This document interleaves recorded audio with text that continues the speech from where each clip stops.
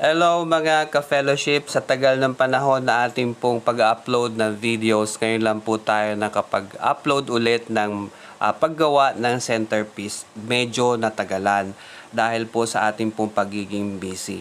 At napakaganda po na subaybayan po ninyo hanggang sa dulo yung ating pong ginawa sapagkat ito na po yung pinakasimple na ating pong floral arrangement, lalo na po dun sa mga nag-i-start pa lang o nagsisimula pa lang na matuto sa paggawa ng mga arrangement. Ayan po siya. So, sa start po, lagi po natin tatandaan yung pinaka-basic na ating pong ginagawa. Bago po natin simulan yung floral arrangement, make sure na naka-ready na po yung lahat ng ating gagawin or lahat ng ating gagamitin.